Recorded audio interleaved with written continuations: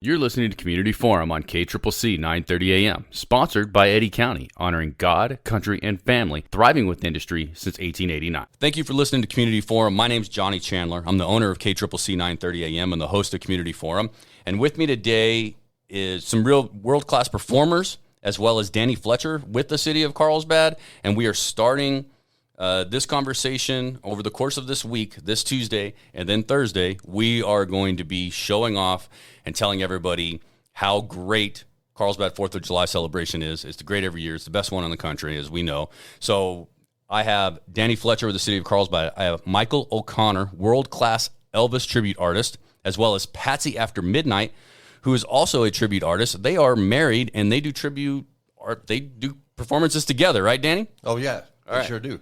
Patsy Cline, Elvis Presley. There you go. All right, Danny. So real quick, tell us what you do for the 4th of July, and then let's get right into the interview with Elvis and Patsy. Let's see. This will be the third or fourth year I'm the chairman of the 4th of July, but I recently started with the city as special projects coordinator. Okay. And, of course, I'm helping Colin Mark Steiner, who will be on the show here in a couple of days. Right. Yep. But like you said, this is a world-class 4th of July. And not just because I'm saying it. I mean, we've had Albuquerque Journal say it's one of the best 4th of Julys in the state. So we're looking forward to it. We got activities from July 1st all the way to July 4th. And on July 4th, we have Elvis Presley and Patsy Cline. Nice. I love that. That's on the 4th, right? That they are on the 4th, yes. Okay. So let's go ahead and let's introduce Michael O'Connor, world-class Elvis, and Patsy After Midnight tribute artists. So why don't you say hi to everybody, guys? Patsy, why don't we start with you? How y'all doing? I'm so excited about coming out to Carlsbad. You know, I was back there in the 60s. Did you know that? No, I was not born in the 60s. Patsy, I was not aware of that. Yeah, Patsy. We played out in Carlsbad, so we're going to be going back to where we were before. Wow. How many years later? 50 years later? Yeah. Longer than that, right? Wow. So, Michael, tell me, like, you guys have obviously dedicated your lives to this, right? I mean, if you've been doing it that long, you're coming back to Carlsbad from the 60s. You guys have dedicated your lives to this. Why don't you tell us a little bit about that and why you chose this profession? Sometimes Patsy After Midnight, she gets really heavily into the character, which is nothing wrong with that at all. And I have total respect for her. She's the love of my life and everything. But, we just been very, very honored to do what we do. We put our heart and soul into it. We know there'll never be another Patsy Cline, another Elvis Presley. We just do the best we can with what we have. My situation is a little bit different because my grandmother actually got to know and become friends with Elvis Presley. So from a personal perspective, I got to see Elvis from a different light. Like Ray Walker, I've known for years, for 25 years, and Patsy met. That Ray always told me that Elvis was a lot different off stage than he was behind closed doors than he was on stage. You know, he played the consummate professional and superstar on stage, but when he was off stage, he was just like everybody else, and he knew it. And that's the way I am too, and that's the way she is. We're very down to earth. We just like to, try to give people an experience, not just an impersonation. Anybody can do that. Right. That's right. That's why you're a tribute artist and you're not an impersonator, right? Because you are truly an artist and you have a skill set that many don't. Now, your grandmother knew Elvis. Is that kind of the inspiration for you when you were younger to go this route? I mean, what made you want to be a musician? So when I was a kid, my grandmother liked Frank Sinatra and liked Dean Martin and liked Tom Jones and Elvis, of course, and a lot of that. And then we were into my grandparents watched going back to my age here, Lawrence Welk and all that stuff. But when I was 6 years old, I couldn't sleep one night. It was a total fluke. It was in January in 1973. And I came downstairs and I told my grandmother I can't sleep. And she said, when this is over, I'll wake you up and, we can go to bed. And I said, okay, fine. And then I heard all these noises and stuff. It was a satellite. And I got to watch Elvis on the Aloha concert live at 6 years old. And when I saw him and the way he treated people and the way he was towards people, and not even a DVD to this day, a 4K version or anything can capture what I actually saw on that television. I mean, how the reception was in those days. Yeah. But, yeah. It was life. Too young, darling, to know about that. He was bigger than life. It was just, he never he always, a lot of people don't even know this, but Elvis Presley, when he did that show, not only did they raise money for the Coley Cancer Foundation, they also Elvis paid for his own concert ticket for that show. He didn't get a dime for that show. He did it just to help raise money for Cancer Foundation, and was the only one to ever do via satellite live in front of billions of people. And I think it was like 29 or 39 countries in 1973. It was unheard of. Right. Now, wasn't Elvis on the Ed Sullivan Show in the 60s? Yeah. Right, him and the Beatles. Yeah. And so basically the Ed Sullivan Show was the launch pad for many, many of the artists in that era. Yes, it was. Yeah, right. And so, I mean, he was on Ed Sullivan Show like all the time, I think, right? I mean, that's how popular he was, right? So did you ever watch him on the Ed Sullivan Show, or were you not No. You weren't old enough? I ain't that old. Okay, all right, fair enough. I'm not that old. We're talking about age, and I'm super young, and everybody else here has had a little more life experience than me. So on that front, why don't I give Danny a little bit of time here to help us out, since I seem to be out of my element a little bit generationally. Sorry. You're doing good. You're doing good. Right, thanks. Hey, Elvis and Patsy, how y'all doing? Doing good, Danny. How are you, buddy? I'm doing good. Hey, we're excited about y'all coming to Carlsbad. And first, Michael, tell us a little bit what the folks can expect when you get up on stage. Well, one thing that I know, and Patsy and I both know, and we try to make things differently, and I think this is what's important. We never make it about us. We always make it about the people we perform for. We don't know who's in that audience that, that's has cancer, has a relative just passed away. We don't know what their situation is. And Elvis always said, we got to make it, even those people have seen us perform for, 100 times maybe. We have to make it like the first time they've ever seen us go on. So we always put 1,000% into everything we do, but it's got to come from deep down in your heart. So we just try to give them an experience. I've been very fortunate. After 42 years, I had enough foresight to finally decide to quit smoking after 42 years. It's been 2 years now. I've lost a bunch of weight. We went pescatarian about 2 months ago, and we try to change our health around because we want to be able to give people everything we possibly can on that stage. Because, the time frame we're on there, we want them to be almost like going back in time and helping them create new memories. So we want those to be special, and we want to make them as nice as possible. Something they're really never going to forget. So, Michael, do both of you start the show, or do you start the show and you bring up Patsy? How's that work? Well, actually, I come on, ladies first, as I always say.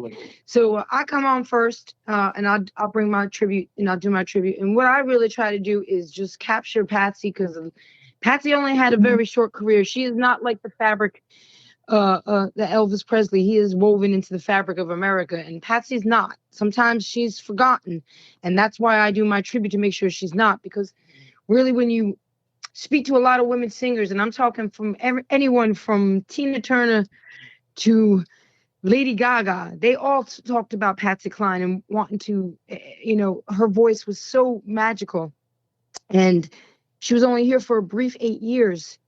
So first woman to ever be inducted into the Hall of Fame, it was in 1973. So when that Aloha concert was going on, Patsy was just, kind of being spoken of. And really, people didn't get to know about her until they made the movie Coal Miner's Daughter, where Beverly D'Angelo played the part of Patsy Cline. And then they went on to make another movie with Jessica Lange called Sweet Dreams. And there's really only 2 major motion pictures where Patsy is shown in. And I just try to bring that memory back. There are people that, when I play shows in Virginia, especially, I get to meet people that actually had parents that either saw Patsy, or I've met a few that actually did see Patsy. There's a few still hanging around. They were really young when it happened. So she would have been 90 this year. So that's going how far my tribute's a little bit different than Elvis's. But I'll start it off, and then Elvis will take over and keep that party going. So you guys do any duets? Did you, did Patsy Cline and Elvis ever do a duet? They did not, right? It wasn't like they did. But unfortunately, Patsy and Elvis only met once at the St. Jude's. There was a St. Jude's charity event. Right. They never performed together, unfortunately, but they do have songs that they both did perform. Yes. So are you guys going to do a duet for us? Are you going to debut your duet here in Carlsbad on the 4th? Consider it. Let's see how everything goes. We'll figure out if we can make it work. One thing we don't want to do is we won't do something that's not going to be polished. Sure. Because that's not going to be, not just because of us, but it's not fair to the audience. That's not going to give them what they expect. Right. Yeah. But he's on to something.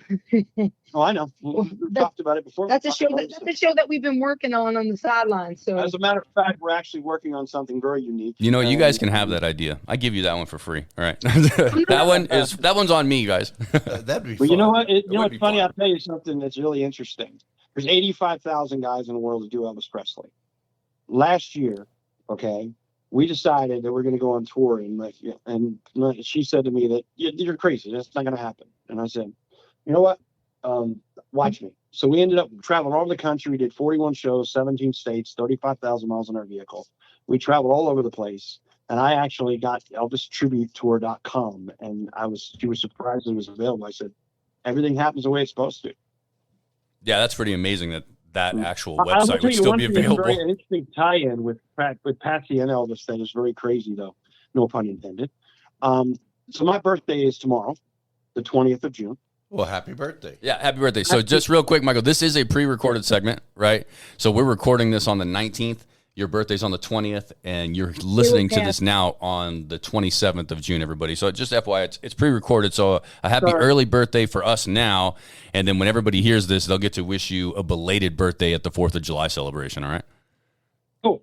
Yeah, but one thing I wanted to say is that well, Pat, what I'm going to want to say is that Patsy and Elvis both share another common thing. They were both backed by the Jordanaires. And he had mentioned Ray Walker before. Ray Walker did perform with Patsy as well as with Elvis, and we are personal friends with him. Okay. Oh, wow. No, Ray for 25 years, and we hardly even talk about Elvis. We just talk about normal conversations. So I'm going to assume, Patsy, that that song that Willie Nelson wrote, Crazy, you're going to do that song, right? Well, I have to do that song. Otherwise, they'll come after me with pitchforks, Danny. I know. I was going to say, you better do that song. Yeah. So what I was going to say is that the weird tie-in here is my birthday's tomorrow, okay, 6/20. Patsy's plane, unfortunately, crashed at 6:20 exactly. In Camden, Tennessee, and I was born in Camden, New Jersey. Oh, wow. Nothing ever happens by accident. Everything's put together, I believe, for a reason. And we've been very fortunate to be with each other for a long time. We get to perform with each other. We get to make people happy. We're actually going to have probably T-shirts and pictures we'll sign for people if they want us to. And we try to give them experience, because when I was a kid, I just remember how it was with me when I was growing up. And what really got me to the point I'm at now, they see kids that are in their like real young kids, 10, 15, 16 years old. They're in competitions all over the place, and for me to be only one in 50 years to be personally endorsed by Elvis's own sunglass manufacturer in Germany was a huge, it happened 6 years ago. For that to happen, it just blew my mind. Michael O'Connor, I thought you told me on the phone the other day that you were ranked nationally or internationally when it came to Elvis tribute artists, right? Top 20 in the world in Collingwood, Canada. It was in 2001. Okay. All right. So in 2001, that type of skill set doesn't go away. You're obviously going to be a very talented performer. It just sounds that way. I've seen some of your stuff as well, and I'm very, very impressed by it, actually. What's the largest crowd that you and Patsy have ever played for? Well, I personally performed in Collingwood when I was telling you about where I became ranked in the top 20 in the world from 17,000 people. Okay. Yeah, no, that's. And then we had about 3,000 out in. We had North Dakota. North Dakota was about 3,000.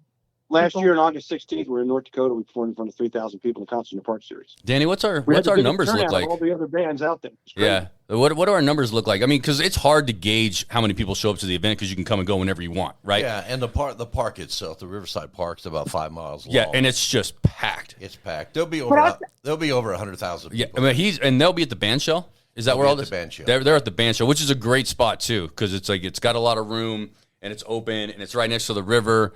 It's beautiful. You guys, not only are you going to be playing for a tremendous amount of people, being that our 4th of July celebration is the best in the state, and I think West Texas likes to come for it too. Easy, right? Oh, yeah, we're #1 event in Midland, Odessa, Texas, Amarillo, Lubbock, Texas. What El Paso probably can't compete with us either. Our 4th of July event is no joke. And so we're really excited that you guys are going to be here for that. And I think that you're going to have a real opportunity to really get in front of a lot of people. So if you have that merchandise that you plan on selling, make sure you get that stuff organized. So, Michael, are you going to be giving away scarves? Absolutely. If I didn't, I'd get shot. And it doesn't matter if we're playing for one person or 1,000 people or 10,000 people. We're going to give you our all no matter what. Well, we treat everybody the same. You know, it's funny. I received a text message yesterday, day before, after the wedding. We did the wedding on Saturday, and the guy reached out to me. He's in his 30s, and he said, you guys just made an amazing impact on the whole event. Thank you so much. I hope everybody was respectful to you. And I mean, the way he talked to us and the way he treated us was just, it feels so nice. You get very humbled by doing what you do at a certain period of time in your life, because you realize that you're only a human being, and they realize the same thing. But if you can bring it from your heart and you take things to a whole new level, people aren't used to that. They're not used to having a conversation with them on, you know, when you're performing and telling them a little bit about your history and why you got involved in it, or telling them a little about the song that you're about to perform. They're used to just somebody just going through the motions, and that's just definitely not who we are. If that was the case, we would have stopped and retired a long time ago. You know, just this is a passion for us. What we love so much about it is when we get up on that stage, there's no hidden agenda. It's just us pouring our heart out, sharing it with the people, and hopefully we can really bring back some memories for them and make them happy. Well, there'll be a lot We just want to give you guys a good show. That's right. Exactly. There'll be a lot of young kids there that have heard about Elvis Presley, but they've never listened to him. They've heard their parents or grandparents talk about him. And so this will be the closest they'll ever get. And that's another thing about, you know, why people come to see tributes, because, you know, even if sometimes it's tributes that are going on with bands that are still around, you can't get that close to the band. And with a tribute artist, you can. And that's why a lot of people like to come see tribute shows. I mean, I love a good cover song. You know what I mean? Like from a band that plays well and does well. I love a great cover song. I like a band that can play somebody else's music incredibly well, and I find it just as entertaining if I was going to the live artist. And then on top of that, I'm probably saving quite a bit of money by seeing my tribute artist, right? As opposed to going and spending Taylor Swift style prices. I'd rather see. Surprise! Ticketmasters are going. It's going. No, man. Some of these tribute artists, even they're getting $200-300 from some of their tickets, and it just makes me sick, to be honest with you. You know what's funny? I'll tell you something real quick. Elvis found out in the '70s when he was performing on tour, people were scalping his tickets and they were trying to get more money. Elvis refused to even go on stage until they got the refund back from the actual venue. They didn't care how it happened, because he didn't want these people to feel like they're being taken advantage of. Danny, do you feel that that's Elvis true? Once said, Danny's a big music guy. Danny's a huge music historian, in my opinion. He has a lot of information. Have you heard that story before about Elvis? I haven't. No, well, I mean, look, we believe you, Michael, of course, because nobody knows Elvis like you know Elvis, and we haven't dedicated our lives to Elvis. That's an incredible story. I think that's interesting. Should artists take that stand today? But, you know, that sounds like something Elvis would do. Does it? Yeah. Okay. Yeah. You know, and funny that Elvis gave away 100 Harley Davidsons in his life. He gave away over 70 cars. He liked to give away Cadillacs, right? Huh? He liked to give away Cadillacs, didn't he?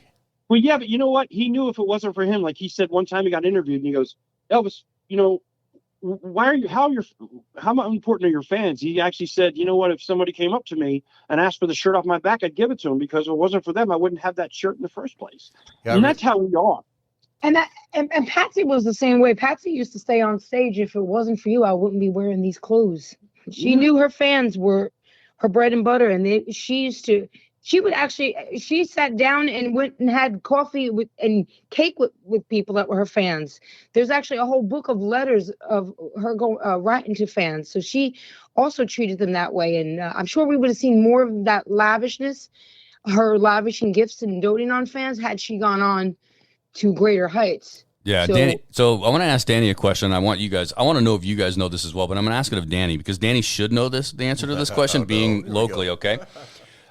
Did you know that one of Elvis's private planes is parked in Roswell? Yes, in Roswell. In Roswell, New Mexico. His third private jet that he ever owned is parked at the Roswell airport, which is only 1 hour north of Carlsbad. Right. And I don't know if you can just go out there and see it or not, but there's pictures of it everywhere, and it's been auctioned off, and it's been basically gutted, but it's there. You know, and Elvis, he not only would give cars and everything away, but some of his tour buses. He gave T.G. Shepard one of his tour buses.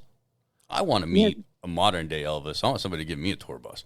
Well, if you find him, you let me know where he is. Yeah, and then one more thing for you guys. And Michael, I don't think Michael knew this one. I felt like when I first talked to Michael before we set up the interview, Danny, I kind of felt like a little impressed with myself, right? Because Have you ever seen the ESPN 30 for 30 racquetball documentary on Elvis Presley? No, I have not. Okay. It's incredible, right? And it's ESPN, so it can't be found for free anywhere, right? Unfortunately. But it is, and it's old now, but Elvis got, and Michael, you'll know this, Elvis got a little out of shape, right? Got a little, indulged a little bit in his popularity, and so he had to slim down a little bit. And what the documentary said is that the way that he did that was by playing racquetball. And he played a tremendous amount of racquetball, and that they had plans to open up racquetball centers throughout the country. And then the end of this documentary claims that if Elvis Presley had not died, racquetball would be one of the biggest sports in our country today, because he made it popular. I mean, he made it so famous, racquetball he did. And you got to watch that 30 for 30. Clear up. Sorry to interrupt you. Yeah, go ahead. Go ahead. Do you want to? No, go. You go. Do it. All right. So the reason I wanted to clear this up, there's been a lot of misunderstandings about Elvis's weight and everything else. There's a few things I want to bring up real quick. My grandmother actually told me this, but I knew this way before anybody else did. I guess because the inside, it's my grandmother. And you can actually see a video where Charlie Hodge talks about Elvis with this issue too. Elvis had bone cancer. He actually went on that stage. He performed with bone cancer, and he also had a twisted colon that was 6 foot long. He had glaucoma. He was about to lose his vision in 1972 when he was getting ready to go on tour. He had a lot of major health problems that he needed to take medications for, unfortunately. But at the same time, those suits he wore were 25 pounds heavy, and they were all wool gabardine. So when Elvis wore those suits, he would sweat all the time like crazy with those lights on him and everything. Right. And all that sweat would go right back into his pores again. And if you look at the last video even of him performing, he was not fat. He was bloated. And his stomach was not over his belt. Literally, he was bloated. And that's what caused all those problems. But he performed 1,700 shows in 7 years. And, I've been friends with Joe Mosqueo, the Stamps. I know a lot of those guys very well. And one time I was asked in an interview, it was a very weird question. And I said, if you had a chance to be Elvis for one day, would you do it? I said, absolutely not. And they go, why? I said, because Elvis didn't have a life of his own. He literally would go from his home bedroom, to his limo, to his hotel, his airplane bedroom, to the limo, from the limo to his hotel bedroom to his limo, right to the stage. He did that every single time. That's not a life, that's existing. But the only time he felt happy when he wasn't in pain was on that stage. That's what really is heartbreaking about it. I'm a different, I'm a younger generation. Elvis wasn't really that popular when I was around. So I think there's a lot, you're right. There's a lot of misinformation floating around about Elvis when he got a little older, right? So I'm going to tell you from my perspective, Danny and Michael and Patsy, my understanding is that Elvis died because he drank too much and he did too many drugs, right? That's like He never drank. But that's one piece. That's very interesting too, right? I didn't know that, but that's like the perception I think that a lot of younger people have. So this is great information to know that, when you perform every day, Danny, you're a bit of an artist too, right? You like to play and you sing. And so when you perform, and you see a concert, they're like professional athletes, the amount of energy that they have to put into the performance. Oh, absolutely. Yeah. Look at Mick Jagger. Mick Jagger's in his 70s and you guys moving around better than some 30-year-olds. No, you're right. These guys, their whole entire life. Hey, Danny, I got a question for you. Okay. Is it true that I know Elvis played there in 56, didn't he? Or 58, something like that, 60? Yeah, he did play in Carlsbad. I'm not sure exactly. Yeah, he did. There's a VFW post there or something like that. I did some research on it. Yeah, he did. He played at the VFW. In fact, I think he played twice because he also played at the Fountain Theater. Is there a museum there or anything? There's a local town? There's a local museum, but we don't have any Elvis stuff in it. What? No, there is no Elvis stuff in it. But just it was nice that he came to Carlsbad, but our Carlsbad Museum recognizes Carlsbad residents. Right. That's what kind of mostly what we're There's a video out there on Albuquerque with Elvis when he actually met this little girl before the show, and she had some health problem, and he met her, and he was really, really sweet to her, and it was just showed how he really was. We're starting to run short on time, guys. Okay. We've got less than 5 minutes left. I think it's been a great interview. You guys have been amazing so far and have educated me so much already on Elvis. I can't wait to see your show. But I got to get a few things out of the way for Danny here. And just for the record, Austin Butler did an amazing job in the Elvis movie. I just have to say that. Okay. All right. So what we got to do now is I need Danny to give us some information so our listeners know how to see you and how to be involved with the 4th of July celebration. And then we also have to make sure that everybody that sponsors this great event gets a little credit as well. So I'm going to have Danny run through some of that, and then we're going to give you two a final closing word, okay? Like I said, it starts on July 1st. So we have local bands, regional bands playing on July 1st. On July 2nd, we got a Cars and Coffee. They're going to do a little church service there. Bill Brooks and the Brooks brothers will be performing there. They've got miniature golf tournaments. We have pickleball tournaments. On Monday at 9:15, we have an electric boat parade there on the river. Yeah, that's cool. It's beautiful. And then, of course, Tuesday, July 4th, we got all kinds of events, tennis tournaments, pickleball tournaments. We have a parade. We have a World War II Korean and Vietnam veterans presentation at the Old Cavern Theater. Mm-hmm. That's going to be good. Right now, we got about 70 Vietnam veterans. Is that going to be inside the Cavern Theater? It's going to be inside. Well, because that's going to be the first time the public's been invited inside that historic building after it's being remodeled. Right. Michael and Patsy, I appreciate you guys rolling with us. We're total Carlsbad nerds because we love our community. So we're talking about stuff that you're not familiar with. Danny, keep going. And then at 6 p.m., we have Elvis and Patsy Cline, Back in Baby's Arms. This is on July 4th. This is on July 4th, and they'll start around 6 p.m. You know how that stuff is. You know how things go. Yeah. But it's going to be one of the highlights of 4th of July, watching these two artists here perform, and you can hear in the interview. It's going to be pretty exciting. I think the Michael, Patsy, or Elvis and Patsy, I just want to call you Elvis all the time. I don't even want to call you Michael anymore, if that's okay. I could tell from the passion and what you guys do and that you love what you do. And anytime somebody loves what they do, they typically come across very, very well. And people are extremely appreciative of the effort and the talent that they put in.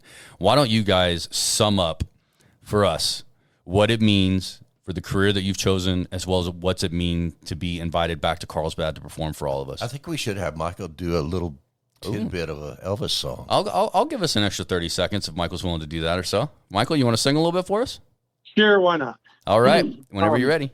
I'm going to do a song you guys are probably familiar with, the country song, but most people didn't know Elvis did it. You know the song, Help Me Make It Through the Night? Oh, absolutely. I'm going to do the bridge part, which most guys won't mess with. Who wrote that song, I Michael? don't care who's right or wrong. I'll try to understand. Let the devil take tomorrow, 'cause tonight I need a friend. Yesterday is dead and gone, and tomorrow's out of sight, and it's sad to be alone. Help me make it through the night. All right. Let Patsy sing just a tad. I guarantee you guys will be blown away. I think it's going to be exciting. I really think you might be the star of the day. I mean, we're going to find out. Crazy for you just a little bit. Can you do that for her? Go ahead. Go ahead. Crazy. I'm crazy for feeling so lonely. I'm crazy for feeling so blue. I'll see you in Carlsbad very soon. All right. I like that. Nice improvisation there. Well, it's hard to sing on a cell phone, too. Well, so keep in mind, if you sound that good on the cell phone, it's going to be amazing in person, right? Yeah. That's for sure. It's going to be great. All right, we need to wrap this up. So I want to say thank you to Michael O'Connor, world-class Elvis tribute artist, as well as thank you to Patsy After Midnight, a duo crime musician fighting duo, loved, and you know what I was going for there, right? It just didn't work out. And I also want to thank Danny Fletcher for coming in and helping me with this crew, with your musical background. You've been real great. And then tune in on Thursday, June 29th, and you'll hear everything else we got going on. But this one is specifically promoting you and Patsy After Midnight for the big 4th of July celebration. So I hope it works out well for you guys, and thank you very much for coming to town. Thank you. Thank you. We look forward to it. Thank you, Michael. Guys. Thank you. Bye-bye. Yep. Bye. You're listening to Community Forum on KCCC 930 AM, sponsored by Eddy County, honoring God, country, and family, thriving with industry since 1889.